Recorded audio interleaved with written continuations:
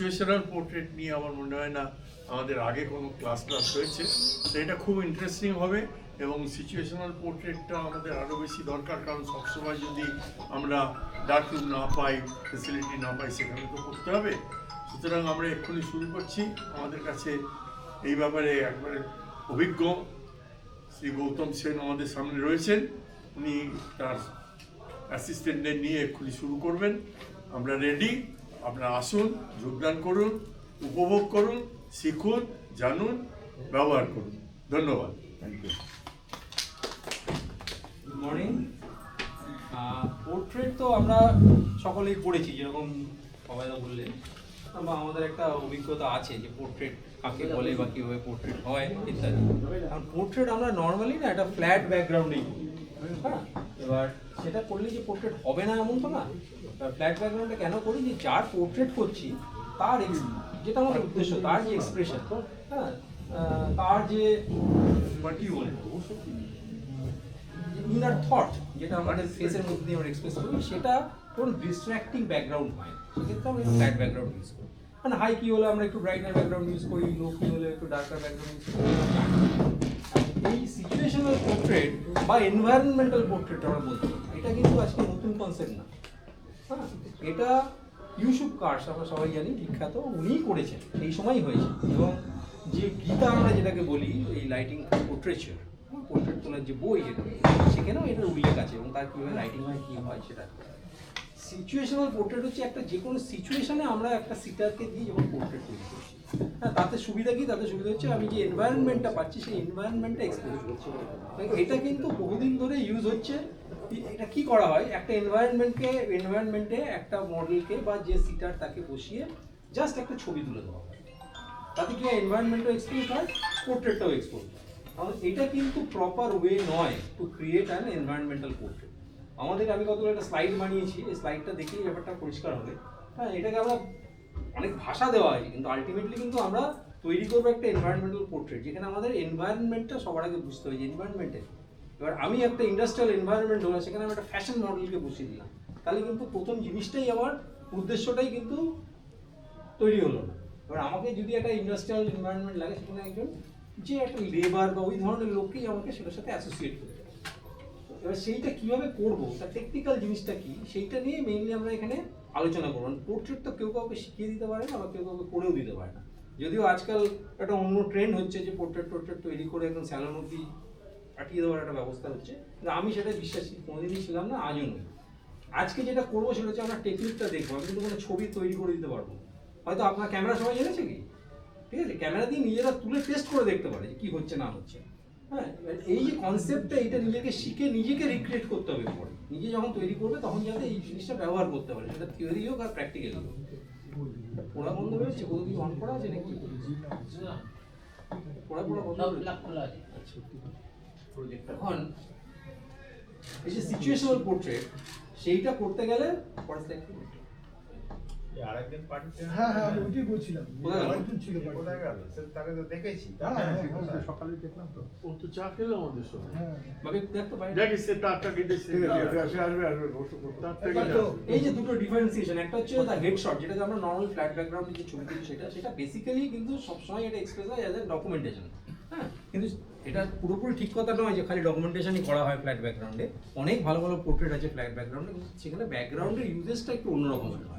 আর আমি যখনই একটা সিচুয়েশনাল পোর্ট্রেট করছি, তখন কি এখানে পরিষ্কার বোঝা যাচ্ছে ভদ্রলোক কী করেন। হ্যাঁ, এবার এই যে ঘড়ির কাজ করছেন, এই যে এন্টায়ার সিচুয়েশনটা, এইটা ক্যাপচার করাটাই কিন্তু আমাদের হচ্ছে আসল উদ্দেশ্য। এইটা করতে গেলে কিন্তু একটা ঘড়ির দোকানে এরকম সব কিছু জ্বলছে, ওখানে অ্যাভেলেবেল লাইট আছে, তাতে তুলে ফেললেই হবে না, যেটা এখন যেভাবে করা হয়। হ্যাঁ, যে একটা যে কোনো এনভায়রনমেন্টে যে কোনো একজনকে বসানো হলো, হ্যাঁ, বসিয়ে তার একটা ছবি তুলে দেওয়া হলো, তারপর ফটোশপ তো আছে, ফটোশপে সেটাকে তারপরে তৈরি করা হলো। কিন্তু that is not the practical way.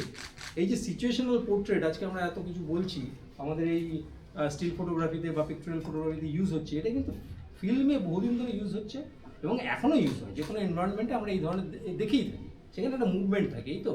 কিন্তু এর যে লাইটিং, এর যে টেকনিক, সেটা কিন্তু সিনেমাটোগ্রাফিতে প্রচুর দিন ইউজ হচ্ছে। এবং আমি যে জনারটায় কাজ করি, উইচ ইজ অ্যাডভার্টাইজিং ফটোগ্রাফি, সেখানে আমরা কিন্তু রেগুলার ইউজ করি।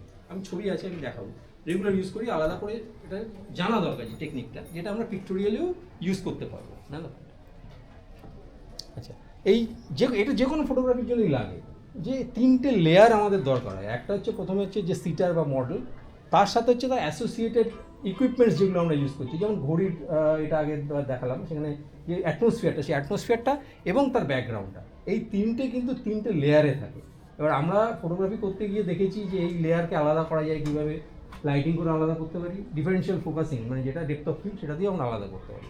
এবার এগুলো আমাদের জানা জিনিস, যেহেতু আমরা ডিপ্লোমা করেছি, আমরা জানি যে ডিফারেন্সিয়াল ফোকাসিং বা আলাদা ব্যাকগ্রাউন্ড থেকে কীভাবে করতে হয়। কিন্তু এই তিনটে লেয়ার কিন্তু আমাদের প্রয়োজন আছে, যে মডেল, তার অ্যাসোসিয়েটেড যা যন্ত্রপাতি বা ইত্যাদি যা এনভায়রনমেন্ট, এবং তার সাথে তার ব্যাকগ্রাউন্ড, এই তিনটে লেয়ারকে আমরা দেখবো। এরপরে স্লাইডে আমরা দেখবো যে 4টে লেয়ার নিয়েও আমরা কাজ করতে পারি। ঠিক আছে, এই হচ্ছে আমি একটা সিচুয়েশানে গেছি, যেটা যেভাবে আমি অ্যাপ্রোচ করবো সেই সিচুয়েশানে আমাকে কী কী দেখতে হবে। এক হচ্ছে লিডিং লাইন যদি থাকে, তাহলে আমি আমার যে সাবজেক্ট তাকে আমি সেখানে প্লেস করতে পারি according to my leading line. দুই হচ্ছে যেটা সবচেয়ে বেশি ইম্পর্টেন্ট, দ্যাট ইজ যে প্র্যাকটিক্যালস। প্র্যাকটিক্যালস মানে হচ্ছে যে আমার কী ধরনের আলো বা প্র্যাকটিক্যালস আছে সেখানে, অ্যাকচুয়াল যে আছে। যেমন এই জানলাটা যদি খুলে দিই, এই ঘরের ওপাশে যদি দেখি, আমরা কী দেখবো, এই জানলাটা is acting as a practical, মানে জানলা থেকে একটা সোর্স অফ লাইট আসছে। এই যে আমার যেটা আপত্তি পোর্ট্রেটে, সেটা হচ্ছে একটা পোর্ট্রেটে প্রচুর আলো টালো জেলে তুলে দেওয়া হলো, কিন্তু আলোটার সোর্স কী, আলোটা কোথা থেকে এসছে, এই জিনিসটা কিন্তু আমরা যে স্ট্যাটিক পোর্ট্রেট করি তাতে কিছু উল্লেখ নেই। হঠাৎ করে থেকে আলো এলো, কিন্তু তুমি একটা ফিল্মের কথা চিন্তা করো, জানলার ধারে একটি ছেলে বা মেয়ে বসে বই পড়ছে, ওই জানলাটা ইজ দ্য প্র্যাকটিক্যাল, যে আলোর সোর্স হচ্ছে এইটা। আমরা মিমিক করি না পোর্ট্রেট, যে সফট লাইট একটা করলাম, যে অ্যাজ ইফ যেন জানলা দিয়ে আলো আসছে, কিন্তু জানলার কোনো উল্লেখ নেই। কিন্তু এই এনভায়রনমেন্টাল পোর্ট্রেট করতে গেলে আমরা কিন্তু সেই জানলাটা একটা উল্লেখ রাখতে পারি। দুই হচ্ছে আমি যদি একটা টেবিল ল্যাম্প পাই, টেবিল ল্যাম্পের আলোটা আমার একটা সোর্স হতে পারে, এবার সেই টেবিল ল্যাম্পের আলোতে কিন্তু ছবি হবে না, সেই জিনিসটাই আমরা রিক্রিয়েট করবো। কিন্তু আমাকে দেখতে হবে যে প্র্যাকটিক্যালস কী আছে। যেমন এই জানলাগুলো একটা প্র্যাকটিক্যালস, যেখান থেকে আলো আসছে, এই আলোতে ছবি হবে না, আমরা কীভাবে রিক্রিয়েট করবো সেটাই দেখবো। পেছন দিকে একটা নিয়ন রয়েছে, দোজ আর প্র্যাকটিক্যালস। এবার এখানে যেটা সাবজেক্ট বসে, তাহলে তার হয়তো একটা দিকে আলোকিত হবে জানলার আলো দিয়ে, তার পেছন দিকে হঠাৎ করে ডাইমেনশন লাইট আমরা যেরকম জ্বালিয়ে ফেলি পোর্ট্রেট করতে গিয়ে, সেই ডাইমেনশন লাইটের কোনো সোর্স নেই। সেইটা হচ্ছে পেছন দিকে রয়েছে ঝাল লন্ঠন বা নিয়নগুলো জ্বলছে, সেইটাকে দেখানো হবে অ্যাজ ইফ যেন এই আলোটা ওখান থেকে এসে একটা ডাইমেনশন লাইট ক্রিয়েট করেছে। লাইট আমাদের ক্রিয়েট করতে হবে। এখানে একজনকে বসিয়ে এই আলোতে যদি ছবি তুলি, তাহলে কী হবে, জানলাগুলো ওভার এক্সপোজ হয়ে যাবে। এই ঘরে যদি আমার এখনকে একটা ছবি তোলে, তাহলে কী হবে, এই সমস্ত আলোগুলো যদি থাকে ফ্রেমের মধ্যে, সেগুলো সব ওভার এক্সপোজ হয়ে যাবে, তাই না? কিন্তু সিনেমাতে কিন্তু এই ধরনের শট আমরা দেখি, যে উপর দিকে বিশেষ করে একটা এর মধ্যে দিয়ে হাঁটছে, ব্রডওয়ের মধ্যে দিয়ে হাঁটছে, উপর দিকে সব টিউব লাইট আছে, একটু লো অ্যাঙ্গেল ক্যামেরা আছে, এটা ভিজুয়ালাইজ করলেই বুঝতে পারবেন যে একজন হেঁটে আসছে। আমরা কী দেখি, যে ওই টিউব লাইটগুলো কিন্তু কারেক্টলি এক্সপোজ, কিন্তু সেই সাবজেক্টটা কারেক্টলি এক্সপোজ। সেটা কি সম্ভব? আমাকে যদি এই আলোগুলো থেকে ছবি যে তোলে, তাহলে ওইগুলো তো সব ওভার এক্সপোজ হয়ে যাবে। তার মানে কি, আমাকে একটা লাইট রিক্রিয়েট করতে হবে, যেইটা উইল মিমিক দিস লাইটস। ফিল্মেও তাই হয়, ওই যে টিউব লাইটের এইগুলো দেখা যায়, টিউব লাইট এক্সপোজারটা নয়, লাইটটা উপর থেকে ওইভাবে রিক্রিয়েট করা হয় যেন দেখে মনে হচ্ছে টিউব লাইট এক্সপোজ, সেন্সটা ওইরকম হয়। এবার এই জিনিসটাই আমরা শিখবো, এই টেকনিকটাই কীভাবে আমরা ইউজ করব, বুঝলা? এইটা হচ্ছে যে ওই যে ডিফারেন্সিয়েশন যেটা বলছিলাম, এটা আমরা এফিসিবি থেকেই শিখে এসেছি। ডিফারেন্সিয়াল ফোকাস যদি আমরা করি, প্রথম যেটা করছি এটা অত্যন্ত ওপেন, এটা 1.4 বা এরকম একটা কিছু অ্যাপারচারে করা, এটা একটা অ্যাবস্ট্রাক্ট হয়ে গেছে, এটা যে কী কিসের ছবি কার ছবি কিছুই বোঝা যাচ্ছে না। তো এটা যদি একটা 5.6 এক্সপার দিই, তাহলে পেছন দিকটা ব্যাকগ্রাউন্ডটা ব্লার আছে, তার সাথে সাথে আমার সাবজেক্টটাও ডিফারেন্সিয়েট হয়েছে। আর আমরা জানি যে একটু হায়ার ডেপথ অফ ফিল্ড হলে ও ব্যাকগ্রাউন্ড আর ফোরগ্রাউন্ড সবই মিশে গেছে। এটা আমরা এফিসিবি থেকে শিখেছি, কিন্তু এটার ইউটিলাইজেশনটা দরকার আছে। আর সবচেয়ে বড় কথা হচ্ছে প্রত্যেকটা লেন্সের একটা সুইট স্পট থাকে। হ্যাঁ, এবার আমার 22-এ ছবি তুললে যে ছবি ভালো হয়, এটা কিন্তু একটা ভুল ধারণা। আর সেই সুইট স্পটটা লেন্স কোম্পানি থেকে জোগাড় করা যায়, যে which is the sweet spot. তার থেকে হায়ার অ্যাপারচার ইউজ করে ডিফ্র্যাকশনের জন্য ছবির কোয়ালিটি খারাপ হয়। হ্যাঁ, এখন সেই সুইট স্পটটা জানলে তার থেকে কম আমি অ্যাপারচার কী ইউজ করবো। কারো যদি 8 সুইট স্পট হয়, তার ক্ষেত্রে 2 স্টেপ কম যদি আমি ইউজ করে ডেপথ অফ ফিল্ড ইউজ করি, তাহলে কিন্তু সেটা অ্যাকসেপ্টেবল। কারো যদি 11 হয়, সেক্ষেত্রে কিন্তু আমাকে 5.6 ইউজ করতে হবে। এই সুইট স্পটটা জানতে হয়, পার্টিকুলার কোন লেন্সের কোন সুইট স্পট কোম্পানি বানায়, এটা একটা ম্যাথামেটিক্যাল ইমপ্লিকেশন। হ্যাঁ, সেইটা জোগাড় করে কাজটা করতে হলে সুবিধা হয়। অযথা হায়ার অ্যাপারচার দিয়ে ছবি কোয়ালিটি খারাপই হয়, ভালো হয় না। হ্যাঁ, ডেপথ অফ ফিল্ড বাড়তে পারে, কিন্তু ছবি ইটসেলফ যে ছবিটা তুলছি, আমি যদি এই জিনিসটা ছবি তুলি, সেই জিনিসটা এর ছবিটা ডিফ্র্যাকশনের জন্য খারাপই হবে। নেক্সট, এবার হচ্ছে ফিলোসফি অফ লাইট। এইটা খুব জরুরি। এই যে আমি বলছিলাম না, যে এখানকার একটা ওভারঅল একটা আলো একটা জেলে দিলাম চারিদিকে, আমরা যেটাকে প্রফেশনালি বলি হচ্ছে অল বেঙ্গল লাইট। হ্যাঁ, চারিদিকে যে আলো জেলে দিলাম, বা ফ্ল্যাশ ফটোগ্রাফিতে যেটা হয়, which is very soft light, হ্যাঁ, which is approaching a calmness.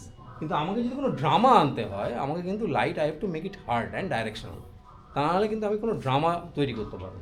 এবার এই দুটো লাইট আমাদেরকে যদি ক্রিয়েটই করতে হয় তাহলে কিন্তু আর্টিফিশিয়ালি যদি আমরা ক্রিয়েট করি এই আলোর সামনে কিছু অ্যাটাচমেন্ট লাগে যেটাতে light will become soft and light will become hard. এখন আজকাল কন্টিনিউয়াস লাইটে প্র্যাকটিক্যালি কোনো কাজই হয় না। হ্যাঁ, সেটা নিয়ে আর আলোচনা করছি না, কেন হয় না, প্রচুর বড় আলোচনা। আজকাল যা কাজ হয় সবই ফ্ল্যাশ ইউনিট দিয়ে কাজ হয়। হ্যাঁ, ফ্ল্যাশ ইউনিটে কাজ করার অনেক সুবিধা আছে। এবার ফ্ল্যাশ ইউনিটগুলোর সামনে কিছু অ্যাটাচমেন্ট লাগানো যায় to make the light soft. এটা খুব একটা বেসিক জিনিস যে লাইটের সোর্স যদি বড় করা হয় দেন ইট বিকাম সফট। হ্যাঁ, মেঘলা দিনে যেটা হয় সূর্য মেঘের পিছনে গিয়ে ইন্টারনাল রিফ্লেকশন হয়, সফট হয়। এখন এইরকম বহু রকমভাবে আমরা লাইট সফট করতে পারি এবং লাইট হার্ডও করতে পারি। এবার আমি যদি কিছুই না লাগাই ইটসেলফ যে ফ্ল্যাশ টিউব, আচ্ছা সবাই তো জানে যে এই ফ্ল্যাশ ইউনিটগুলো কীভাবে কাজ করে, প্রত্যেকেই তো জানে, তো এটা আলাদা করে এটা দেখানোর দরকার নেই তো, ঠিক আছে, দরকার নেই তো। এবার একটা টিউব আছে, সেই টিউবটা থেকে ফ্ল্যাশ হয়, সেই টিউবটাও কিন্তু ইটসেলফ যেহেতু গোল, ইটস সফট। এটা একটা সূর্যের আলোতে যে হার্ডনেস হয় ওই টিউবটাও যদি ওপেন থাকে তাহলেও কিন্তু সে হার্ডনেস পাওয়া যাবে না, কারণ টিউবটা ইটসেলফ ইজ রাউন্ড, ঠিক আছে। সেই সূর্যের মতো সেই হার্ডনেস পাওয়া যাবে না। সূর্যের আলোতে দাঁড়ালে আমি যে হার্ডনেস পাবো সেটা পেতে গেলে ওই টিউবটাকে একটু সাইড করে দিতে হয়, যাতে সাইড থেকে যে আলোটা আসছে সেটা দিয়ে এক্সপ্লোর পাওয়া যায়, দেন ইট বিকামস হার্ড। এবার তার সামনে আমি যদি বিভিন্ন রকমভাবে অ্যাটাচমেন্ট লাগাই, কোনো জায়গা থেকে আলো বাউন্স করি, তাহলে I can get a soft light. তবে যদি আমার ড্রামা দরকার হয়, যেটা আমাদের এই সিচুয়েশনাল লাইটে বেশি প্রয়োজন হবে, সেক্ষেত্রে কিন্তু আমাকে এই ডাইরেকশনাল লাইট এবং হার্ড লাইটেরই প্রয়োজন হবে। আমরা দেখবো এখানে যতটুকু পারবো করে, এখানে কিছুটা দেখবো, আর গ্যালারিতে ইচ্ছা আছে করার, জানি না কতটা ভিড় থাকবে বা কী থাকবে, আমি দেখে গেছি কোথায় কী করা যায়, জানলাম। আচ্ছা, এই যেটা আমি বলছিলাম যে মিমিক করে, এই জানলার ধারে বসি এই ছবি হবে না, এবার জানলার ধারে বসাতে হবে, কিন্তু ওখান থেকে যেহেতু জানলা দিয়ে একটা সফট লাইট আসে, আমাকে একটা বড় সফট বক্স দিয়ে ওই ডাইরেকশনের আলো করতে হবে, যে আলোটাতে মেইন এক্সপার্টটা হবে, কিন্তু দেখে মনে হবে it's done in a window light. এটাই হচ্ছে এটার কনসেপ্ট। এবার এটা এক্সপার্ট কী করে কী করতে হয় সেটা আমি আলোচনার মাধ্যমে দেখবো।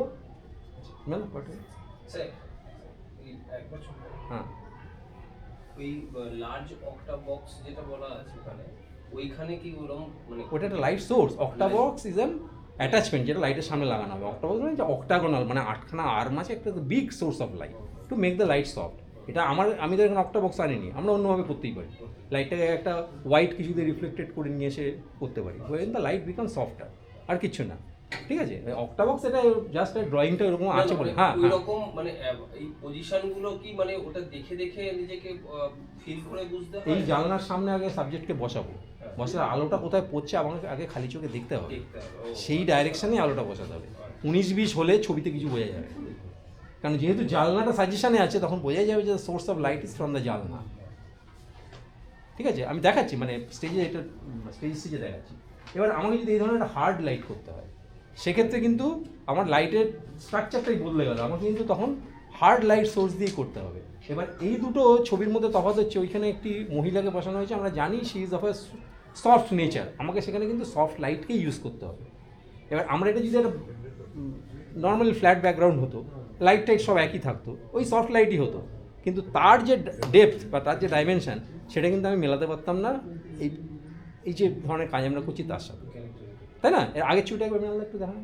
এবার এই যে ছবিটার যে ক্যারেক্টারটা তৈরি হয়েছে, ওভারঅল যে সফটনেস, তার একটা কারণ আছে। এবার ওটা যদি আমি একটা হোয়াইট ব্যাকগ্রাউন্ড বা গ্রে ব্যাকগ্রাউন্ডের একটা ফ্ল্যাট ছবি হবে, ঠিক আছে। এবার এইটাই হচ্ছে সুবিধা যখন আমরা এটাকে এনভায়রনমেন্টাল পোর্ট্রেট হিসেবে ট্রিট করতে পারছি। কিন্তু এটা একটা বড় অসুবিধা হচ্ছে, আমাকে এই জায়গাটা খুঁজে পেতে হবে, আই হ্যাভ টু রিচ দেয়ার, ঠিক আছে।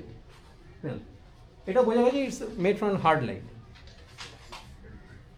আচ্ছা, এইটা নিয়ে খুব একটা আমরা আলোচনা করতে চাইছি না, আমি জাস্ট একটু বলে রাখি। এটা সানলাইট আমি যখন এবিসিপি পড়েছি 90 সালে, সেই সময় শিখেছিলাম। সেটা হচ্ছে সানলাইটকে ব্যালেন্স করা। এটা সবচেয়ে বড় অসুবিধা হচ্ছে সান এত ব্রাইট, এটাকে আমি যদি ফ্ল্যাশ ইউনিট দিয়ে ব্যালেন্স করতে চাই, তাহলে বেশিরভাগ আমাদের ক্যামেরারই সেই হাই শাটার স্পিড সিনক্রোনাইজেশনটা নেই। হ্যাঁ, আমি যখন এটা এক্সপোজার নিয়ে কথা বলবো কীভাবে এক্সপোজারটা ক্যালকুলেট করবো, তখন দেখা যাবে এটা 300 বা 400 শাটার স্পিড না হলে আমার ফ্ল্যাশটা সিনক্রোনাইজ করবে না, তাহলে ওভার এক্সপোজ হয়ে যাবে। সেইটা যার জন্য এটার আলোচনা খুব একটা যেতে চাইছি না। আর এই যে হলুদ টলুদ করেছে, এগুলো আমরা পরে আলোচনা করবো। এটা কালার জেল দিয়ে করা হয়। হ্যাঁ, সামনের দিক থেকে একটা আলো দেওয়া আছে। হ্যাঁ, এই যে অ্যাম্বার ট্যাম্বার এগুলো ফিল্মেন্ট করা আছে, কারণ এগুলো নেওয়া হয়েছে যে বইটা থেকে, সেটা এটাও নিচে লিখে দিয়েছি আমি, এটা সিনেমাটোগ্রাফির বই, এটা তার থেকে রেফারেন্স নিয়ে করা আছে। কেন স্টিল ফটোগ্রাফিতে এটা নিয়ে খুব একটা বেশি কাজ হয়নি, যা হয়েছে তারা কিছু পাবলিশড ওয়েতে রাখেনি যে আমরা খুঁজে পাবো, সেরকম কিছু নেই। যেমন আমারই তো নেই, আমি তো প্রচুর কাজ করেছি, আমার থেকেও যারা সিনিয়র তাদের তো আরোই নেই, তাদের পাওয়া যাবে না। সিনেমাটোগ্রাফির বইয়ের থেকে এটা সবাই শেখে, আমিও শিখেছি, আমি সেটারই রেফারেন্স দিই, যে নিচে লেখা আছে দেখুন, কি editorial technical manual cinematography and photography. আচ্ছা, এই যে সামনের দিকে যে অ্যাম্বার লাইট টাইট দেওয়া, এগুলো কিন্তু ওই আমি নিয়ে এসেছি জেল, কালার জেল দিয়ে করে। সেটা হচ্ছে যাতে পেছন দিকের ব্যাকগ্রাউন্ডটার সাথে জিনিসটা মেলে, কখনোই যেন দেখে মনে না হয় যে এটা হঠাৎ করে সাদা আলো এসে গেল। আর বিয়েবাড়ির ছবিতে আমরা দেখবো নীল রঙের চারিদিকে আলো আছে, সামনে দিকে একটা সাদা আলো, ঠিক আছে, এটা একটা অ্যাবসার্ড দেখতে লাগে, সেইটা যাতে না হয় সেই জন্য কালার জেল ইউজ করে এটা সিনেমাটোগ্রাফিতে এগুলো প্রচুর ইউজ হয়, এনডি ফিল্টার, হ্যাঁ, কালার জেল, এই ধরনের প্রচুর জিনিস ইউজ হয়। নেক্সট দেখে এইটা যেটা বলছে সেটা হচ্ছে মূল উদ্দেশ্য যেটা বলার, যা লাইট টাইট করা আছে, এবার মুভমেন্টটা যেটা সেইটা কিন্তু খুব জরুরি। আমি একটা ছুরি নিয়ে দাঁড়িয়ে থাকলে কিন্তু সেই জিনিসটা আমার সার্ভ করবে না, হ্যাঁ, এবার তাকে একটা মুভমেন্ট দিতে হবে যে সেই যেটা করে। এবার আমি যখন ছবিটা তুলবো তখন যদি সেরকম ছুরি দিয়ে কাটতে থাকে, তাহলে কিন্তু আমার এখানে অনেক স্লো শাটার স্পিড হয়তো ইউজ করেছি এই ধরনের যখন কাজ হচ্ছে, তখন কিন্তু ব্লার হয়ে যাবে। তখন তার মানে কি, তখন কী করতে হয়, যখন হায়েস্ট মুভমেন্ট চলে এসছে সেই সময় স্টপ তো হয়, সেই সময় ছবিটা তুলতে হয়, কিন্তু মুভমেন্টটা যেন থাকে। হ্যাঁ, আমি পরের স্লাইডেও দেখাবো যে মুভমেন্ট যদি না থাকে, স্ট্যাটিক হয়ে গেলে কিন্তু হবে না, পোর্ট্রেটের আসল জিনিসটা কিন্তু মিস করে যাবে। সব তান ঝাম সব ঠিক হলো, আলো ঠিক হলো, ব্যাকগ্রাউন্ড ঠিক হলো, সব ঠিক হলো, কিন্তু পোর্ট্রেটটা কী অ্যাকচুয়ালি, সেটা একটা এক্সপ্রেশন, সেই এক্সপ্রেশনটা এই যে শেফ, তার সেই এক্সপ্রেশনটা যদি না থাকে, একটা ছুরি নিয়ে দাঁড়িয়ে যেতে মনে হয় মার্ডার, তাহলে তো হবে না। হ্যাঁ, সেই জিনিসটা যেন থাকে। আমি যে কাজটা করছি, কেউ একজন একটা বই পড়ছে, তার জন্য সেই বই পড়ার এফেক্টটা থাকে, তাহলে তো কোনো লাভ নেই, তাহলে তো ড্রামা মনে হবে জিনিসটা, না পার্টি। আচ্ছা, এইটাও আমি পরে আলোচনা করবো। এটা কালার গ্রেড নিয়ে বলেছি যে কী ধরনের ছবিতে আমি কী ধরনের কালার গ্রেড ইউজ করবো, কী ব্যাকগ্রাউন্ড, এটা একটু অনেক বেশি টেকনিক্যাল হয়ে যাবে, কিন্তু জাস্ট প্র্যাকটিক্যালি আমি দেখিয়ে দেবো কী হয়। আচ্ছা, এইটা হচ্ছে একটা কমপ্লিট সেট আপ যে কীভাবে করেছে। পেছন দিক থেকে ওই যে জানলা সূর্যের আলো আসছে না, জানলার বাইরে একটা আলো দেওয়া হয়েছে, which is creating the ring light, যেটা ডিফারেন্সিয়েট করেছে, ঠিক আছে। আর এই ব্যাকগ্রাউন্ডের সাথে আলাদা করার জন্য 5.6 একটা অ্যাপারচার ইউজ করা হয়েছে, so that it gets differentiated from the background. আর এই যেটা বলছে সামনে যে টেবিল ল্যাম্প, তার যে প্র্যাকটিক্যাল আলোটা সেইটা গিয়ে পড়েছে তোর গায়ে, কিন্তু টেবিল ল্যাম্পের আলোতে কিন্তু এক্সপায়ার হয়নি, ওইটাকে মিমিক করে একটা আলো করা হয়েছে, ঠিক আছে। আমি মানে এই স্লাইডগুলো হয়ে গেলে আমাকে ছবি আছে, আমি ছবি দেখাবো, ছবি দেখলেই বুঝতে পারবে যে কীভাবে জিনিসটা করা হয়। ওই যে টেবিল ল্যাম্পের আলোতে ওখানে যদি 60 ওয়াট বা 100 ওয়াটের একটা ল্যাম্প হয়, এটা আমরা সবাই ফটোগ্রাফি করেছি, জানি ওই আলোটা পড়লে ওরকম একটা আলো তৈরি হতে পারে না। এবার সেইটা যদি আমি অ্যাপারচার দিতে যাই বা শাটার স্পিড দিতে যাই, তাহলে পেছন দিকে যেটা যদি ধরেই নিই ওটা ডেলাইট আসছে, তাহলে সেটার কী অবস্থা হবে? অতএব হতে পারে না। এটা আমি করবো, যখন করবো তখনই দেখতে হবে। সেটা হচ্ছে প্র্যাকটিক্যালগুলোকে রাখতে হবে, যে আমার এখানে এই আলো আছে, এটা আমার সোর্স, এটা দেখাবার জন্য I will have to use artificial light. ল্যাম্পের সোজা নিচে যে আলোটা বা ব্রাশগুলোর উপরে যে আলোটা, ওগুলো ওই ল্যাম্পের আলো নয়, না, কখনোই না, ঠিক আছে। এটা প্রথম দিকে সিনেমাতে কী হতো, ওই টেবিল ল্যাম্পে না ফোটো ফ্ল্যাড ল্যাম্প লাগিয়ে দেওয়া হতো। Photo flood is very bright, এক্সপার্টটা করে করা হতো, কিন্তু আজকাল আর ফোটো ফ্ল্যাডও ইউজ হয় না, আজকাল কমপ্লিট লাইট সোর্সই ইউজ করে দেওয়া হয়। কারণ আজকাল ডিমার দিয়ে আলো কমিয়ে নেওয়া যায়, প্রচুর অ্যাটাচমেন্ট ইউজ করে এগুলো করা হয়, হ্যাঁ, মডিফায়ার দিয়ে ইউজ করে, কিন্তু প্র্যাকটিক্যালি আমরা যা দেখি, সিনেমাতেও যা দেখি, সবটাই কিন্তু আলাদা করে মিমিক করে একটু করা, কোনোটাই ওখানকার অ্যাভেলেবেল লাইটে তোলা নয়, ঠিক আছে। আচ্ছা, এগুলো হচ্ছে পরেও আরেকটা আছে, আমরা কী কী দেখবো, প্রি শুট চেকলিস্ট, হ্যাঁ, এগুলো লিখতে হয়, তাই লেখা, সেটা হচ্ছে স্কাউট করতে হবে যে আমি কোন জায়গায় ছবি তুলবো। যেমন আমি 3-4 দিন, বাবা গন্ধমন্ধম পর্বত থেকে চলে এসছে, ব্ল্যাক বোর্ড এসছে দেখুন। যাই হোক, এবার ঘটনা হচ্ছে যে একটা স্কাউটিং করা দরকার, যে আমি যেখানে ছবি তুলবো, যেমন আমি এখানে কিন্তু 4-5 দিন আগে স্কাউট করে গেছি, হ্যাঁ, আমি বিশ্ববিদ্যালয়ের সাথে এসে স্কাউট করেছি যে কী করবো, কোথায় করবো, বলছি যে হবে অনেক বড় না অসুবিধা হবে না, এখানে কাউকে ডাকুরি দেখাবার জন্য অসুবিধা হবে না তো, অসুবিধা কিছু হবে না, কিন্তু হ্যান্ডেল করবে কে? তার হয়ে দিয়েছে, হ্যাঁ, হ্যান্ডেল করবে কি, ওরা কি থাকবে কেউ না, আমাদের ঠিক আছে। ওকে প্লাইবোর্ড নাকি ওটা, প্লাই না সামনে সানবোর্ডে হালকাই আছে, ঠিক আছে, ঠিক আছে। আমাকে স্কাউট করতে হবে। দুই হচ্ছে অ্যাম্বিয়েন্ট চেক, মানে কী আলো আছে। কালকে এইখানে যখন আমরা করছি, তখন কিন্তু আমি খুলে দেখে নিয়েছি যে আমি যদি এখানে ছবি তুলতে যাই, what is the ambient light, and ambient light is a vital thing, যে অ্যাম্বিয়েন্ট লাইটটা আসছে সেইটা কী, সেইটা সেন্সটা তো আমাকে রাখতে হবে। তারপরে আমি ইউজ করবো হচ্ছে আমার artificial light must not overplay the ambient light, এটা মাথায় রাখতে হবে। আমার যে অ্যাম্বিয়েন্ট লাইট সেটাকে মিমিক করবে, সেটাকে যেন ওভার পাওয়ার না করে, তাহলে ফ্ল্যাশিং মনে হবে। বা ফ্ল্যাশের ছবি, এই যে প্রোগ্রামের ছবি যে বিশ্ববিদ্যালয় তুলছে বা যে কেউ যে তোলে, ইটস এ ফ্ল্যাশি ইমেজ, তাই না? একটা ফ্ল্যাশ গানের ছবি তুলছে, বাউন্স করে নিল, এই কিছুটা অ্যাম্বিয়েন্ট লাইটও ঢোকালো, ঢুকে ওটা একটা ডকুমেন্টেশন ছবি, কিন্তু আমরা যেটা করছি দ্যাট ইজ নট ডকুমেন্টেশন। আমাকে যদি এখানে ধরো আমাকে ছবি তুলতে বলে, আমি তো তখন ডকুমেন্টেশন করবো না, তখন আমি আলোটা এইভাবে করবো যে এইগুলো যাতে মিমিক করে হয়, আবার যেন ওভার পাওয়ার না হয়ে যায়। ওভার পাওয়ার হয়ে গেলে তাহলে কিন্তু সেটা সেই কনসেপ্টটা থাকলো না, ধুয়ে গেল দেখে মনে হয় একটা ফ্ল্যাশি, ঠিক আছে? টেস্ট করতে হবে আর অ্যাকশান রাখতে হবে, যেটা বললাম যে কাটছে সেটা যেন থাকে, ঠিক আছে? Next ma'am. আচ্ছা, এটা একটা করা আছে, ক্যামেরা লুক বোথ ওয়েজ, সব কিছুই দেখবে, কিন্তু সাবজেক্টকেও দেখবে, লাইটও দেখবে, সব এইটা খেয়াল রাখতে হবে যে আমি একটা ক্যামেরা রেখে ছবি তুলে দিলেই হবে না, ঠিক আছে? এখানটাই থাক না, পরে নিয়ে নেবো নাকি, আমি ওই দিকটা রাখবো অ্যাকচুয়ালি। তাকে এখানে পরে কয়টা ম্যাম? একই জিনিস যেটা প্রথমে দেখিয়েছিলাম যে এনভায়রনমেন্টকে আমরা কী করে করবো। এই যে আলো দেখে মনে হচ্ছে যে এই আলোতেই হাত এবং মাথা সমস্ত কিছু এক্সপোজ। এবার একটা জিনিস খেয়াল রাখতে হবে, সেটা হচ্ছে আমি ডাইমেনশনাল, আমরা যখন করবো তখন দেখতে হবে যে ডাইরেকশনাল লাইট করলে ওভারঅল জিনিসটা এক্সপোজ করার জন্য কিন্তু একটা আলো লাগবে। মানে এই যে আমি দাঁড়িয়ে আছি, হয়তো আমি এটা নিয়ে কাজ করছি, এটা হয়তো কোনো একটা এদিক থেকে ডাইরেকশনাল লাইট দিল, কিন্তু বাকি জিনিসগুলো এক্সপোজ হবে কিসে? ব্যাকগ্রাউন্ড সবই তো আছে, সেগুলো কিসে এক্সপোজ হবে? তার জন্য একটা ভেরি সফট লাইট সামনে থেকে কিন্তু করতে হবে। সেটার এখানে উল্লেখ নেই, কেন ওটাই হচ্ছে মানে প্র্যাকটিক্যাল টাচ, যেটা করার সময় দেখতে হবে। এখানে যদি ক্যামেরা রেখে ছবি তোলা হয় তাহলে বাকি জায়গাগুলো তো আন্ডার এক্সপোজ হয়ে যাবে। এইটা ওভারঅল করার জন্য একটা very soft and subtle light দেওয়া হয়, যেটা দেখে মনে হবে যেন বাউন্স করে এসে পড়েছে।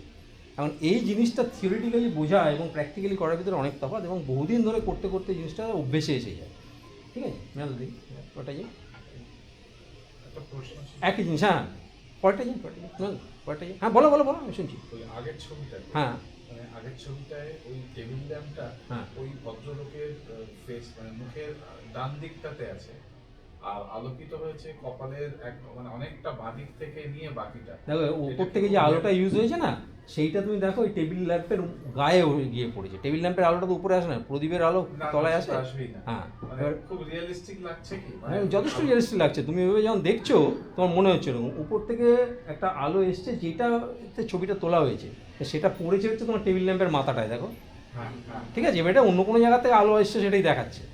এবার তুমি এগুলো কোনোভাবেই আটকাতে পারবে না, ঠিক আছে? এটা যখন তুমি দেখবে, তুমি কি তখন লাইটিং কীভাবে হচ্ছে সেটা বাঁচবে না ছবিটা দেখবে। আর ছবিটা যখন দেখবে তখন এই টেবিল ল্যাম্পের আলোতে ছবিটা হবে না। তার জন্য তোমাকে এটাকে মিমিক করতে হবে। মিমিক করতে গেলে আলো এদিকে ওদিকে পড়বে, কিছুটা সিস্টেমে ঠিক করে নিতে হয়, আর কিছুটা থাকলে ওইভাবে বোঝাই যায় না। এই মাথার পেছন দিকে যে আলোটা, সেটার একটা সোর্স, সেটা অ্যাকচুয়ালি টেবিল ল্যাম্পের আলোটাই, যেটা টেবিল ল্যাম্পকে মিমিক করার জন্য যে আলোটা উপর থেকে করা হয়েছে সেটাই, ঠিক আছে? এটা আমরা এখানে যখন আলো করবো তখন দেখবে এখানে লাইট স্পিল করবে, ওখানে লাইট স্পিল করবে, এটা দরকার নেই। এটা একই জিনিস, এনভায়রনমেন্ট দরকার নেই, পরটাই জানি, বুঝলে? হ্যাঁ, এইটা আরও ভালোভাবে জিনিসটা বোঝানো হয়েছে যে হ্যাঁ এটা কিন্তু একই একে আমি আরও অ্যাডভান্স করে নিয়ে গেছি। এই যে প্র্যাকটিক্যাল যেটা আছে, মানে জানলাটা আমাকে দেখতে হবে প্র্যাকটিক্যালটা কোথায় আছে, সেই অনুযায়ী আমি সোর্সের লাইটটা করবো, কম্পোজিশন ঠিক করব। আর 2, 3 হচ্ছে যে ডিক্লাটার। হ্যাঁ, যে কোনো যখন আমরা স্কাউট করবো তখন কিন্তু দেখতে হবে যে ডিক্লাটার কিন্তু খেয়াল রাখতে হবে, যে কম্পোজিশনালি কোনটা রাখবো না, এই ক্লাটারটাকে আমাকে সরাতে হবে। যেমন এখানে বেশ কিছু চেয়ার আমি সরিয়েছি, উইচ আর ক্লাটারিং। এবার ওকে এখানে বসিয়ে দেখবো, এই যে পিছন দিকে এগুলো সরাতে হবে। হ্যাঁ, ফ্রেমে দেখে নিতে হবে, আপনারা দেখবেন যে দেখলে মানে ক্লাটার না সরালে কিন্তু ছবির কম্পোজিশনটাই নষ্ট হয়ে যায়। এটা বেসিক কম্পোজিশনে যেগুলো আমরা দেখি যে এটা সরাও, এটা অ্যাড করো, এটা সাবট্রাক্ট করো। যেহেতু আমরা রিক্রিয়েট করছি, এখানে একটা ক্যান্ডিড ছবি হলে এটা হতো না। যেহেতু আমরা রিক্রিয়েট করছি, আমরা কিন্তু কম্পোজিশনটা ঠিক করে নিতে পারবো, ঠিক আছে? এবং সেটা কিন্তু খুব বাস্তবিকভাবে দরকার। একটা ছবির আলটিমেটলি টেকনিক কেউ দেখবে না, দেখবে একটা ছবি, সেই ছবিতে কীভাবে করা হয়েছে সেটা কেউ দেখবে না, দেখবে যে ছবির কম্পোজিশন এবং তার প্রিন্ট কোয়ালিটি ঠিক আছে কিনা। সেইটা তৈরি করতে গেলে টেকনিকটা লাগবে, ঠিক আছে? হ্যাঁ, এইটা একটা খুব ইম্পর্টেন্ট জিনিস। যেমন অ্যাপারচারটা বলেছিলাম না, এটা ইম্পর্টেন্ট জিনিস আমার মনে হয় থিওরিটিক্যালি, কারণ প্র্যাকটিক্যালি অনেক সময় হবে না। সেটা হচ্ছে যে use of your focal length. আমি যদি একটু ওয়াইডার ফোকাল লেন্থ ইউজ করি, তাহলে যে এফেক্টটা পাবো আমাদের এই ক্ষেত্রে, আমি যদি একটু লঙ্গার ফোকাল লেন্থ ইউজ করি, একই ছবির কিন্তু একই ছবি, হ্যাঁ, একটু লঙ্গার ফোকাল লেন্থ ইউজ করলে আমি এইরকম এফেক্টটা পাবো, উইচ ইজ রিকোয়ার্ড। কিন্তু মুশকিল হচ্ছে যে আমরা গ্যালারিতে যখন যাবো তখন দেখবো যে আমি সেই স্পেসটাই পাবো না যেখানে আমি একটু লঙ্গার ফোকাল লেন্থ ইউজ করতে পারবো। হ্যাঁ, তখন আমাকে কম্প্রোমাইজ করতে হবে, এছাড়া কিছুই না। এবার একটু লঙ্গার ফোকাল লেন্থ, কারণ একটু লঙ্গার মানে হচ্ছে 35 মিলিমিটারে অ্যাটলিস্ট 50 অ্যাবাভ, 60, 80, 50ও ইউজ করতে পারি আমরা। কিন্তু 24 বা 16, 35 এগুলো ইউজ করে কিন্তু এই ধরনের কাজ করা মুশকিল। কিন্তু এনভায়রনমেন্টটা রাখতে গিয়ে, আবারও বলছি, এনভায়রনমেন্টটা রাখতে গিয়ে তুমি চেঞ্জ করে নিতে পারো। তো ওই যেটা বলেছিলাম ওই রানী কালার বলেছি বিশুদ্ধ এখানে আছে ওই চেঞ্জটা কোথায় উনি হচ্ছেন বিশ্বরূপ গাঙ্গুলি আমাদের অনেক সিনিয়র হ্যাঁ চেনো তো হ্যাঁ এবার এটা কিন্তু ওয়াইড লেন্সে আমাদেরকে অ্যাভয়েড করলেই ভালো কিন্তু আমার যদি দেখা যায় যে ওয়াইড লেন্স ছাড়া আমার উপায় নেই তখন কিছু করার নেই তখন ফটোশপে গিয়ে করতে হবে আর কি করবো বা অ্যাপারচারটা অনেকটা যতটা পারবো চেষ্টা করবো ওপেন করতে কিন্তু এই 35mm ওয়াইডে আমার f5.6-এর যা এফেক্ট আর একটা যদি আমি 85mm নিই হ্যাঁ তার 5.6-এর এফেক্ট কিন্তু এক না যতই আমি ফটোশপে করি আর চাই করি কিন্তু আমার কাছে উপায় না থাকলে আমাকে তখন ইউজ করতে হবে কিন্তু যদি উপায় থাকে আমাকে খেয়াল রাখতে হবে যে আরেকটা জিনিস হয় যেটা এখানে উল্লেখ করা নেই সেটাকে পার্সপেক্টিভের একটা চেঞ্জ হয়ে যায় ঠিক আছে এই যদি একটু টেলি হয়ে যায় দেন ইট প্রডিউসেস দ্য এরিয়াল পার্সপেক্টিভ ঠিক আছে এরিয়াল পার্সপেক্টিভ আমরা যখন ছবি আঁকি তখন আমরা ব্যাকগ্রাউন্ডটা কী করি ছবির রঙগুলোকে আস্তে আস্তে হেজ করে দিই তাই না ডাইলিউট করে দিই দ্যাট ইজ এরিয়াল পার্সপেক্টিভ সেটা একমাত্র সম্ভব হচ্ছে in a telephoto lens telephoto লেন্সে যে কোনো ছবি তুলে দেখবে পেছন দিকটা আস্তে আস্তে হেজ হয়ে গেছে হ্যাঁ তো সেইটা একমাত্র টেলিফোটো লেন্সেই সম্ভব সেইটা টেলিফোটো লেন্সের কিছু মানে টেলিফোটো ইন দ্য সেন্স আমি বলছি যে একটু হায়ার ফোকাল লেন্স হ্যাঁ আমি বলছি না 400mm হলে সুবিধা হয় 400mm হলে আবার আমাদের ব্রেন রেকগনাইজ করতে পারবে না অ্যাজ দ্য পোর্ট্রেট সমস্যা আছে প্রচুর হ্যাঁ তো আলটিমেটলি কথা হচ্ছে অ্যাপারচার আমি ইউজ করছি for differential focusing which is very vital এক্ষেত্রে আর দুই হচ্ছে একটু হায়ার ফোকাল লেন্স যদি আমি ইউজ করতে পারি তাহলে এখন সোনায় সোহাগা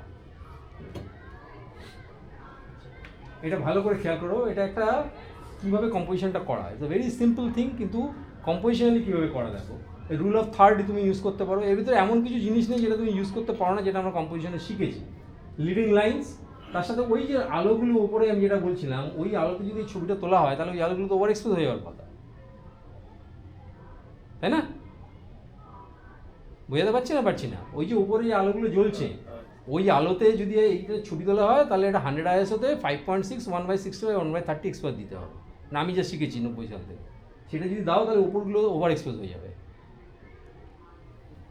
তাই না এবার আমরা সিনেমাতেও এরকমই দেখি এইগুলো সব আলাদা করে লাইট করে ওটাকে মিমিক করা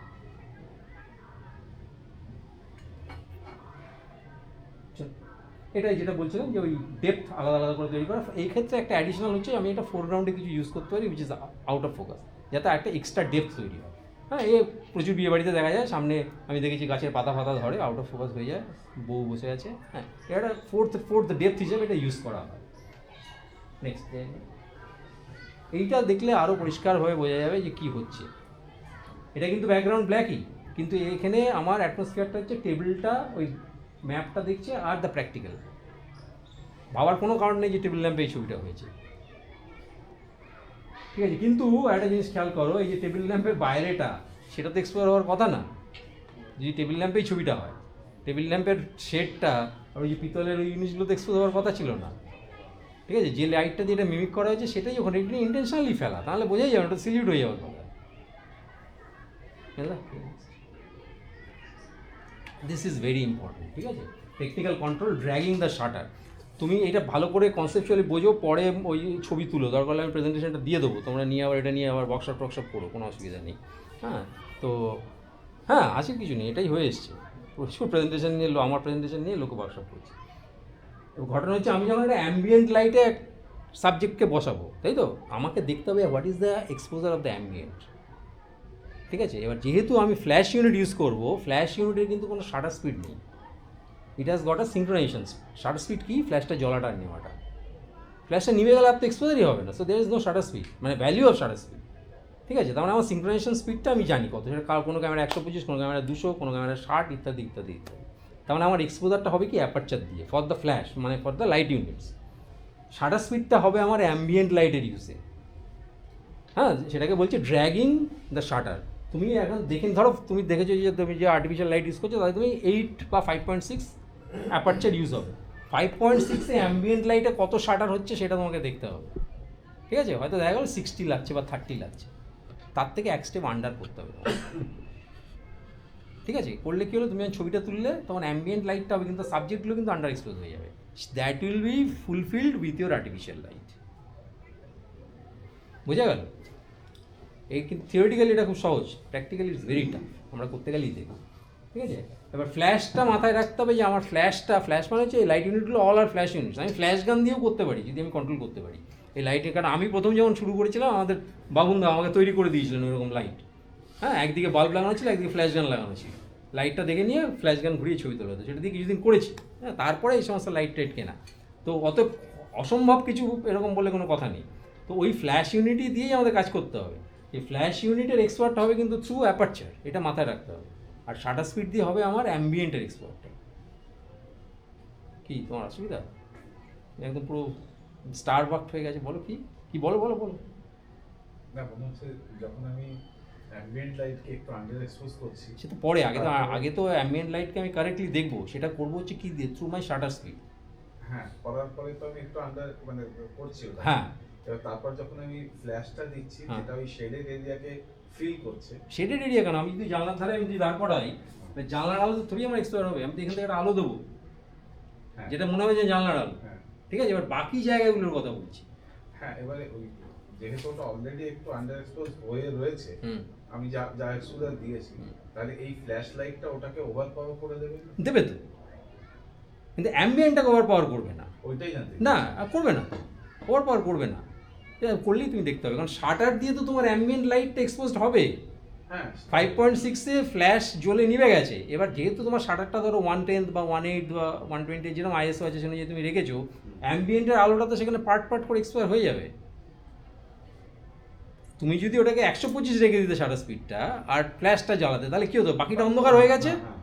ঠিক আছে, তুমি শাটার স্পিডটা ওপেন করেছো কিসের জন্য, যে অ্যাম্বিয়েন্টের জন্য। এখন এইখানে করলে সেটা হবে না, কারণ এখানে অ্যাম্বিয়েন্টে কোনো আলোই নেই। সেই জন্য বলছি আগে তোমাকে স্কাউট করতে হবে যে আমার কোথায় প্র্যাকটিক্যাল আছে, কোথায় আমার অ্যাভেলেবেল লাইট আছে, কোথায় আমার অ্যাম্বিয়েন্ট লাইটটা আমি ইউজ করতে পারবো, সেটা তোমাকে স্কাউট করতে হবে। যেখানে গিয়ে আমি করবো বললে হবে না। হ্যাঁ, এখানে যদি তুমি করার চেষ্টা করো, কী পাবে, কিছুই পাবে না। তাহলে তোমাকে সেটাও আমরা দেখবো যে কমপ্লিটলি আর্টিফিশিয়ালি করতে হবে, অ্যাজ ইফ যেন জানলা দিয়ে আলো আসছে, জানলা সব বন্ধ, সেটা কমপ্লিট অন্য জিনিস হয়ে যাবে। কিন্তু ওই ফ্যাক্টরিটা যেটা আমি দেখিয়েছিলাম, ফ্যাক্টরিতে তো কোনো আলো আসছিল না, সবটাই আর্টিফিশিয়ালি করা, পুরোটাই মিমিক করা। কিন্তু আমাকে যদি ওই জানলাটা খোলা থাকতো, ভেনিশিয়ান ব্লিন্ডগুলো খোলা আছে, ভেনিশিয়ান ব্লিন্ডে কিছুটা আলো আসছে, আমি যখন এক্সপায়ার দিচ্ছি, হ্যাঁ, তখন তো ওই ভেনিশিয়ান ব্লিন্ডের এক্সপায়ারটা কারেক্ট হবে আমার। That is my ambient exposure, বাকিটা আমার ফ্ল্যাশের এক্সপোজার। বোঝা গেছে? এইটা না বুঝতে পারলে কিন্তু মানে ব্যাপারটা ক্লিয়ার হবে না। ঠিক আছে, এটা যেটা আমি এতক্ষণ ধরে বলছিলাম সেটা, কিন্তু এইটা যার জন্য এই বিশ্ববিদ্যালয় এতটা কষ্ট করলো, সেটা হচ্ছে এই যে জানলা দিয়ে যে আলোটা এটা মিমিক করছে থ্রু আ সফট বক্স। ঠিক আছে, এবার আমরা কি দেখি যে একটা আলো এসে পড়লো আমার এদিক থেকে একটা হোয়াইট রিফ্লেক্টার দিয়ে আমরা ফিল করি বা এইসব জায়গায় করি, এটা কিন্তু ব্ল্যাক রিফ্লেক্টার। ঠিক আছে, এই যে এই উপাস থেকে একটা আলো তো নেই, সোর্স তো নেই, তা আমি একটা হোয়াইট রিফ্লেক্টার দিয়ে বা দেয়াল থেকে যে আলোগুলো রিফ্লেক্টেড হয়ে আসছে, আমি যদি না চাই, I will give a black fill. ঠিক আছে, একটা ব্ল্যাক ফিল যদি দিই তাহলে দেখা যাবে ব্যাকগ্রাউন্ডটা এরকমের সাথে বাকি জায়গাগুলো তখন রিফ্লেক্টেড লাইটের কোনো এফেক্ট নেই। হ্যাঁ, সেইটাই করার জন্য এই যে ব্ল্যাক ফিল এসছে, দেখো পুরো গন্ধমদন পর্বত চলে এসছে। হ্যাঁ, এইটুকু লাগতে হয়তো, কিন্তু যাই দেখাবার জন্য, হবে কি না আমি জানি না, দেখবো। ব্ল্যাক ফিল হচ্ছে একটা ভাইটাল জিনিস ইন পোর্ট্রেট ফটোগ্রাফি। সব জায়গাতেই সাদা জিনিস দিয়ে হয় না, you need black fill also. একই জিনিস, এটা কীভাবে করেছে সেটাই দেখানো, এটা আমরা প্র্যাকটিক্যালি করে দেখবো কটা যে। হ্যাঁ, এইটা কিন্তু তোমরা যে কোনো জায়গাতেই করতে পারো, যারা কর্পোরেট ফটোগ্রাফি করো সেটাও। এই ধরনের ব্যাকগ্রাউন্ড যদি হয়, তাহলে সামনে থেকে লাইটটা বাউন্স চারিদিক থেকে করে আসলে ব্যাকগ্রাউন্ডটা হবে। আর এই যে সিট আর এই যে কালো রঙের স্যুটটা, এটা ডিফারেন্সিয়েট করেছে কিন্তু এই পাশ থেকে একটা ডাইমেনশন লাইট দিয়ে, কিন্তু তার সোর্স কিছু এখানে দেখানো যায়নি। হ্যাঁ, কারণ এই পাশে তো কিছু আলোর সোর্স কিছু রাখা নেই। এখানে যদি একটা স্ট্যান্ড লাইট থাকতো এই পাশে, তাহলে তুমি সোর্স দেখাতে পারতো। কিন্তু দেখো ওই গাল থেকে শুরু করে ওই সিট আর এটাকে ডিফারেন্সিয়েট করেছে একটা ডাইমেনশন লাইট যদি তুমি বলো, একটা কিকার লাইট বেসিক্যালি। আর এই দিকটাতে যে আলোটা দিয়েছে, এটা কিন্তু বাউন্স টাউন্স করে অ্যাম্বিয়েন্টটা লাইট সমেত একটা সফট একটা অ্যাটমসফিয়ার। এই কর্পোরেট পোর্ট্রেট এইভাবে কিন্তু আমরা প্রচুর করি বিভিন্ন কর্পোরেটের জন্য। এটা খুব ইজি প্রসেস করার জন্য, কিন্তু এটাও কিন্তু একটা অ্যাম্বিয়েন্ট পোর্ট্রেটই। ঠিক আছে, মৃণালদা পার্টি ও মৃণালদা আচ্ছা, এইটা যেটা বলছিলাম, directing action over static pose. হ্যাঁ, যে ওই চশমাটা নিয়ে হাতে করে দাঁড়িয়ে আছে, তার থেকে বড় কথা হচ্ছে তোমাকে ডাইরেক্ট করতে হবে, so that there is a posing along with the material he or she is using.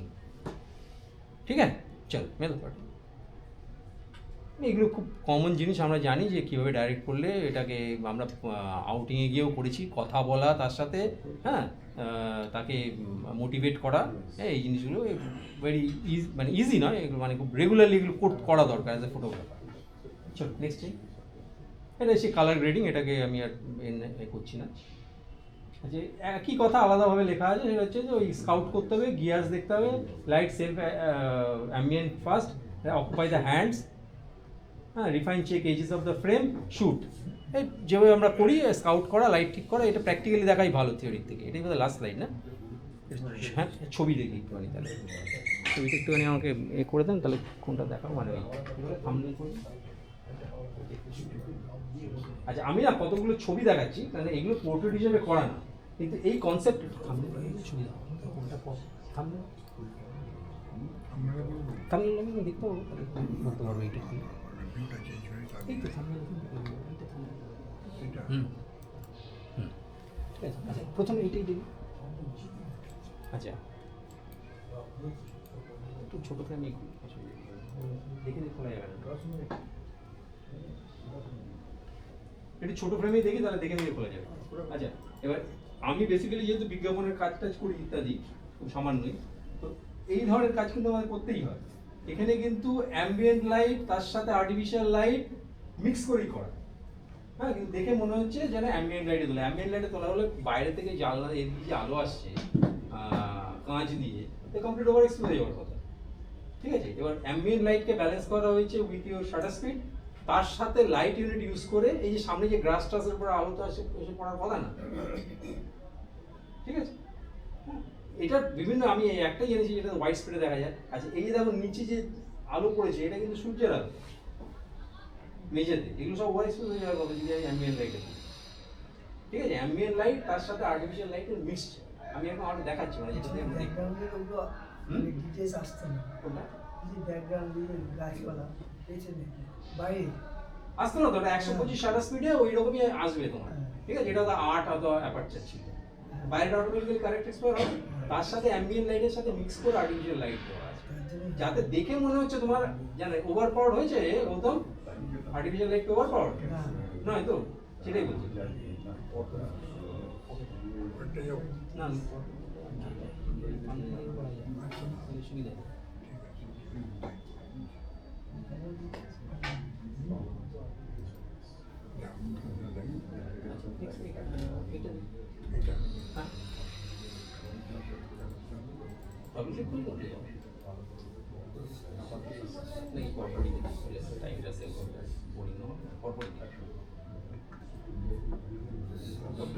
পরপরই দেখি, আমি ছবি অনুযায়ী বলে দেবো।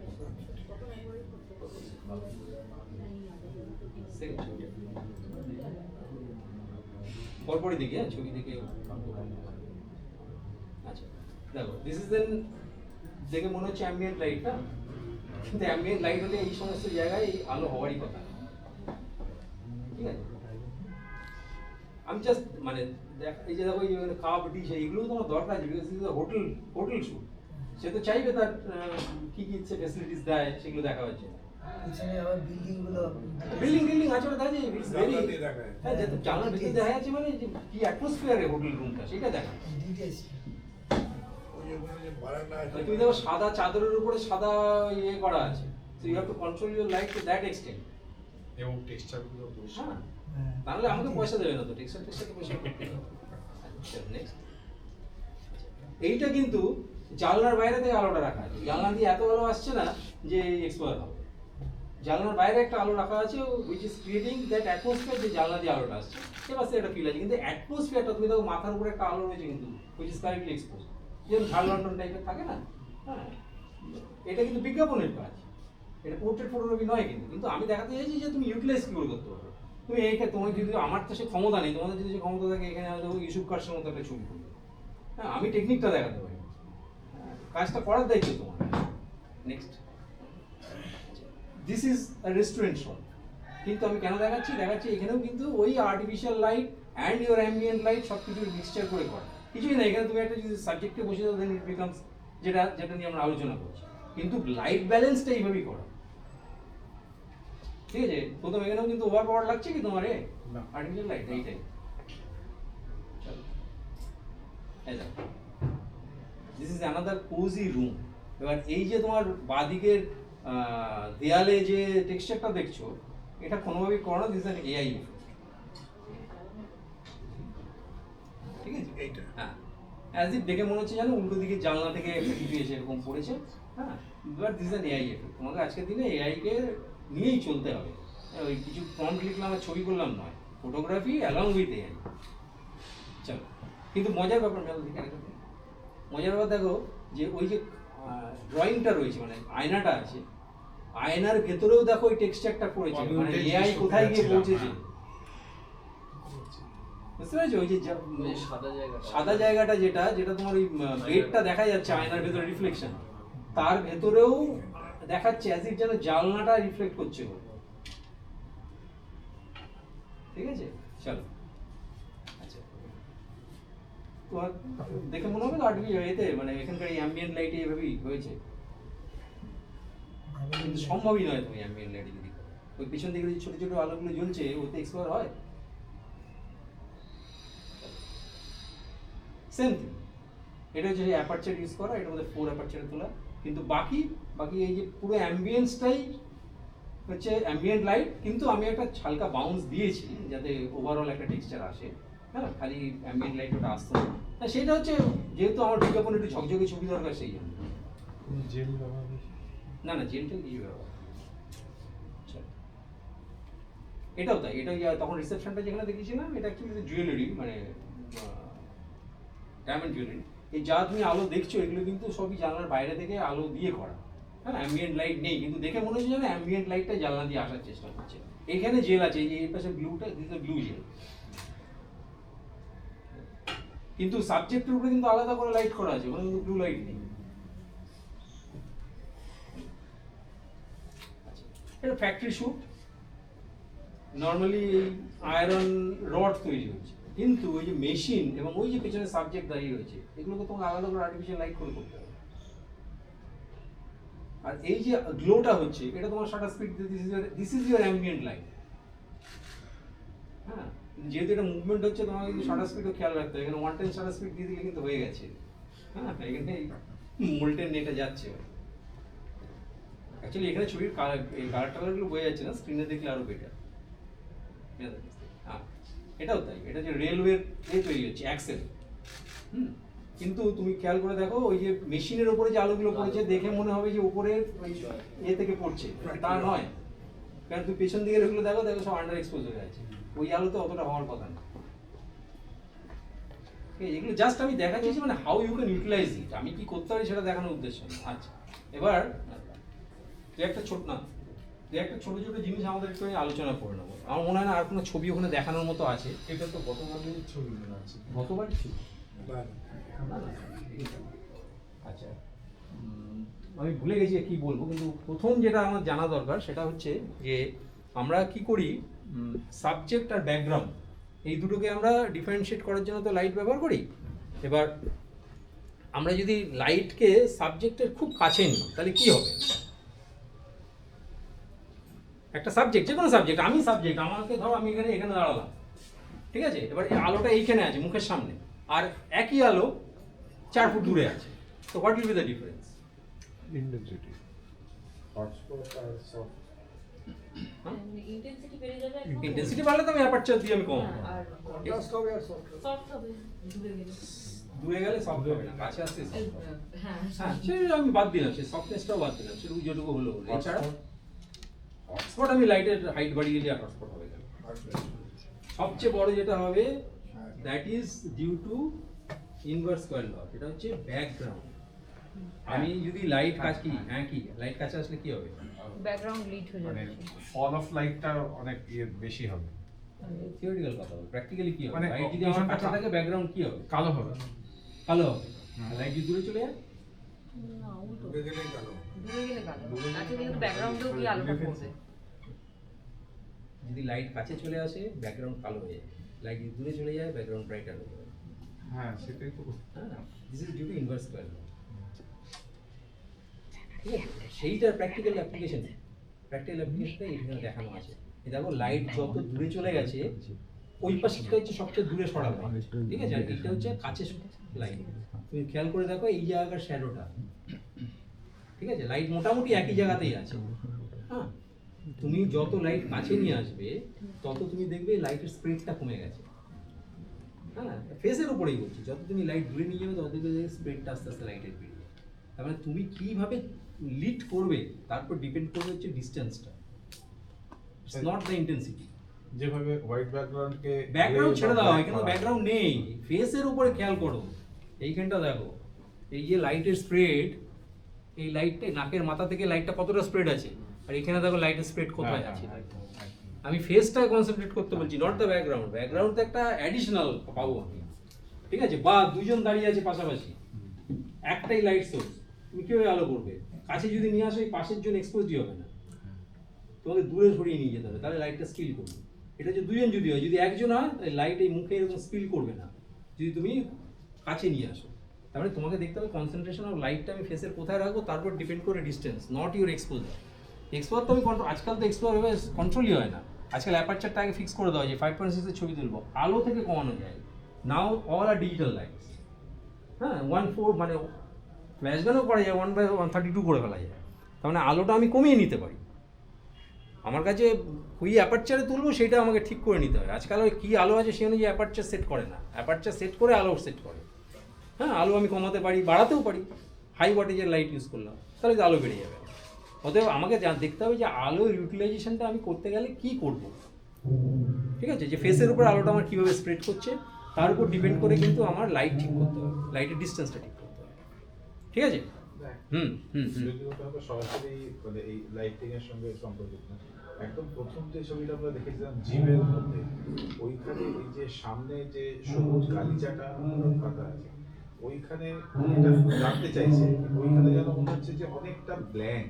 তো এটা না, সেই জিমে তো কিছু রাখেনি ব্ল্যাঙ্ক, কিন্তু ওটা আমি একটু ঠিক করা উচিত ছিল। আমি তলা থেকে একটু কাটার দিয়ে আলোটা একটু কমিয়ে দেওয়া উচিত ছিল, তাহলে ওইটা অতটা ব্রাইট লাগতো না, যেটা এখন লাগছিল। আমি আগে যেমন বিক্রি হয়ে গেছে, ছবি ছাপা হয়ে গেছে, ওইভাবেই ছাপা হয়েছে। তো এখন আমার দেখে মনে হলো নিজে থেকে যেন কাটার দিয়ে আলোটা একটু কমিয়ে দিলে ওই জায়গাটা অতটা ব্রাইট লাগতো না। এখন আমার দেখতে গিয়ে মনে হলো তাই তো হয়। ছবি যখন তুমি করবে তখন একবার যখন তৈরি করবে তখন একরকম লাগবে, পরবর্তীকালে আরেক রকম লাগবে, তারপরে সেটা রেক্টিফিকেশন হবে, তবেই সেটা মানে ইজ অনগোয়িং প্রসেস। একবার একটা ছবি করলাম বেনুদের পক্ষে যেটা সম্ভব, একবার করলাম ফাইনাল, আমার পক্ষে তো সম্ভবই নয়। চল নেক্সট। আচ্ছা, এই একই ছবি যেহেতু আগে পরে আছে না, ফাইল নাম অনুযায়ী রয়েছে, আমি চেয়েছিলাম দেখে একই জিনিস, এটা তো নতুন করে বলার কিছু নেই। হ্যাঁ, এইটা কিন্তু একটা ওয়ার্কশপের জন্য আমি করেছিলাম।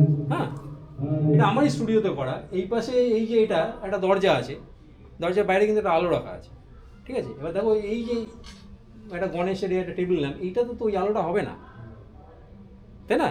ওখানে আলাদা করে একটা গ্রিডের থ্রু দিয়ে লাইট করা যায়। ব্যাকগ্রাউন্ড থেকে আলাদা করার জন্য অ্যাজ ইফ একটা জানলা দিয়ে আলোটা আসছে, ওই পিছন দিকে একটা ব্লুইশ একটা টিন্ট রাখা আছে। হ্যাঁ, ওইটা ওইখানে দেখতে ওরকম লাগছে, কিন্তু এই স্ক্রিনে দেখতে জিনিসটা অনেক বেশি কন্ট্রাস্ট এবং অনেক ঠিকঠাক লাগে। চেয়ারে যে কালারটা লাইটটা পড়েছে, চেয়ারে যে লাইটটা পড়েছে না, সেটা রেড কালারের জেল মানে হচ্ছে একটা কালার্ড লাইট। ধরো আমি দেখিয়ে দেবো, জেল আছে আমার কাছে, একটা সরু কনসেন্ট্রেটেড লাইট, সেটা একটা লাল রঙের জেলের মধ্যে দিয়ে পাঠানো হয়েছে। অ্যাজ ইফ এই টেবিল ল্যাম্প যদি জ্বলে, এর যা কালার টেম্পারেচার একটু ইয়েলোইশ রেডি হয়, একটু বেশি রেড হয়ে গেছে আমার। হ্যাঁ, কিন্তু ইয়েলোইশ রেডি হয়। তুমি যদি ওইখান থেকে হোয়াইট লাইটে ছবি তোলো, তাহলে যদি এখানে টেবিল ল্যাম্পের যে হলুদ আলোটা হয় সেটা একটু ইয়েলোইশ জেল হলে ভালো, তো একটু রেডিশ হয়ে গেছে বেশি, ঠিক আছে? এবার সেই আলোটাই যে এসে পড়েছে সেটাই চেয়ারের উপর বাউন্স করে গেছে। হ্যাঁ, আর পেছন দিকে একটা ব্লু জেল দিয়ে একটা ব্যাকগ্রাউন্ডটাকে আলাদা করার জন্য করা। এটা একটা ওয়ার্কশপের জন্যই মানে এটা করেছিলাম।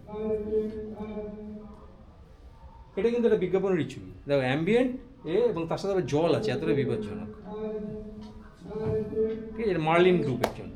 চলো ম্যাডাম আর কি আছে শেষ তো, ঠিক আছে? এইবার আমি দু একটা জিনিস হয়তো ভুলে গেছি, তো কাজ করতে করতে আমরা দেখবো যে তখন আমার মনে পড়লে, আমি যেমন একটা ছবি ছিল মনে পড়লো যে লাইটটা আমি কোথায় রাখবো, হ্যাঁ, কতটা ডিস্টেন্সে রাখবো, কী রাখবো। আচ্ছা, প্রথমে আমরা যেটা করতে চাইবো সেটা হচ্ছে যে এই জানলা আলোতে, আচ্ছা আজকে আমাদের যিনি মডেল, ও আমাদের পিএইচডি এবার বোধহয় ফাইনাল ইয়ার না, তোমার ফাইনাল ইয়ারের স্টুডেন্ট, ও আমাদেরকে হেল্প করবার জন্যই এসছে।